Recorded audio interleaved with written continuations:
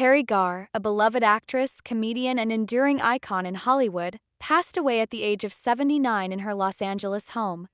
Her death marks the end of a life filled with laughter, talent, and remarkable resilience. Known for her quick wit, radiant presence, and unforgettable roles, Garr's journey through the world of entertainment began long before she graced the big screen as a character actress in some of the most iconic films of her time. Cause of her passing was complications related to multiple sclerosis, a disease she had bravely faced and advocated for since her diagnosis in 1999. But beyond her humor and charm was a woman who would later become a beacon of hope and strength for others with multiple sclerosis, using her platform to inspire resilience and spread awareness of the illness. Garr's story begins in a world very different from the one she would come to know in Hollywood. Born in Lakewood, Ohio on December 11, 1944, Garr grew up with a mother who was a vaudeville performer and a father who worked as a comedian. It was no surprise that she would find herself drawn to the world of show business. Garr once described her childhood as a home filled with eccentricity and creativity.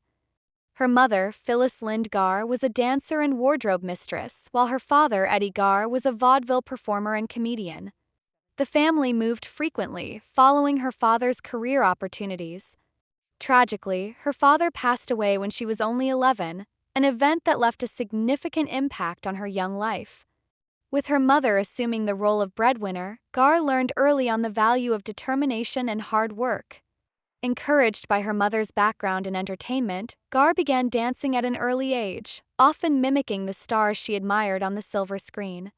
Her natural talent and dedication earned her opportunities as a dancer in various stage productions. Just 16, she traveled to Los Angeles with dreams of making a name for herself. Garr knew that the road to success in Hollywood would be challenging, especially as a young woman trying to break into an industry dominated by male voices and traditional female archetypes. Nevertheless, she was determined to prove her worth.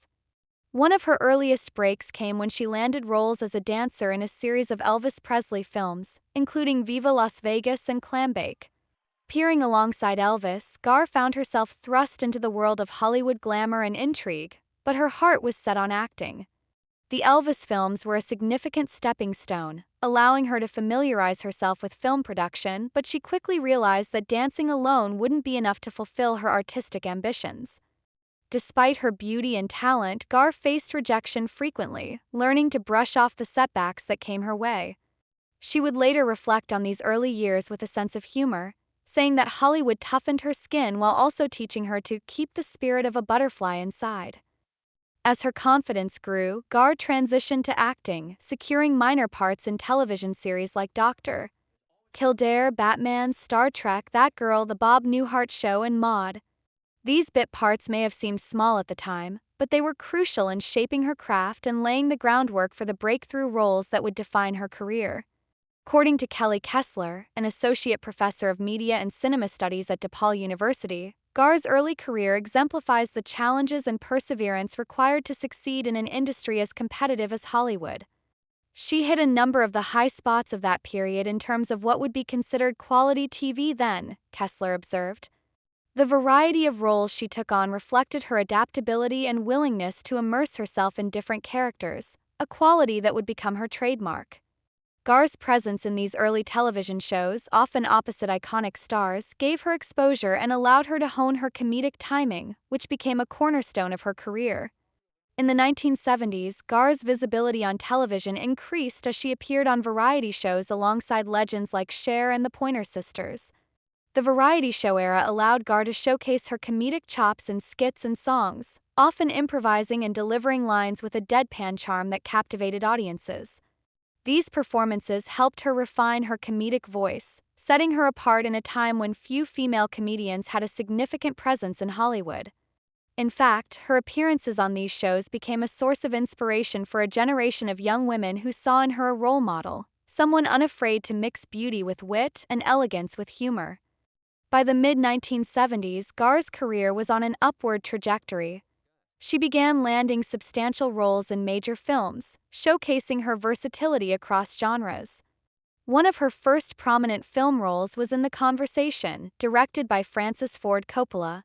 Although she had a minor part, the experience of working with such a respected director proved invaluable, and it wasn't long before she began landing more significant roles in films that would go on to become cinematic classics. Garr's roles in Oh God, Close Encounters of the Third Kind, and Mr. Mom further solidified her reputation as a talented actress capable of carrying a scene with both humor and vulnerability. However, it was her role as Inga in Mel Brooks's Young Frankenstein that catapulted her into stardom. Cast as the quirky, sexy assistant to Gene Wilder's Dr. Frankenstein, Garr delivered a performance that was equal parts comedy and charm. Inga's innocence and humor made her an instant fan favorite, and Garr's portrayal became iconic, setting a high standard for comedic actresses. She infused the role with a mix of sweetness and wit, using her facial expressions and timing to create a character that was both hilarious and endearing. The success of Young Frankenstein turned Garr into a household name, and her chemistry with Wilder brought an additional layer of depth to her performance. Fans and critics alike praised her ability to create a memorable character with such warmth and humor, and her role in the film remains one of her most beloved performances. Following the success of Young Frankenstein, Garr went on to star in Tootsie, where she played Sandy, the neurotic girlfriend of Dustin Hoffman's character. Her performance in Tootsie earned her an Academy Award nomination for Best Supporting Actress, a testament to her skill and dedication. Marty Cook, a professor of comedy at Emerson College, noted that Garr's portrayal of Sandy showcased her ability to elevate the dumb blonde stereotype into something more complex and nuanced. Cook described Garr's character as the smart dumb blonde, a woman whose vulnerability and depth made her relatable and lovable to audiences. In Sandy, Garr managed to bring out both humor and heart, giving audiences a character who was funny, self-aware, and deeply human. The role of Sandy represented a pivotal moment in Garr's career, allowing her to show a range of emotions that went beyond the typical comedic role. Audiences could see a part of themselves in her character, someone who was struggling to find her place in a world that often felt chaotic and overwhelming. Her performance resonated on a deeper level, and many fans consider it one of the highlights of her career. Garr's portrayal of Sandy not only earned her critical acclaim but also influenced future characters in television and film. For instance, her role in Tootsie is often credited with inspiring the character of Phoebe Buffay in the hit TV show Friends, a quirky and lovable character who shares a similar charm and innocence. When Garr appeared on Friends as Phoebe's estranged biological mother, it was a casting choice that felt almost predestined. Marty Cook observed that Garr had, in a way, helped define the role of Phoebe long before the character existed.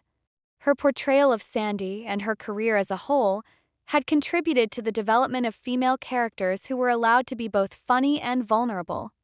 It was a groundbreaking shift in television and film, one that allowed women to take on roles that were previously limited by stereotypes. Garr's appearance on Friends served as a fitting tribute to her impact on television comedy, bridging the gap between her legacy and a new generation of fans.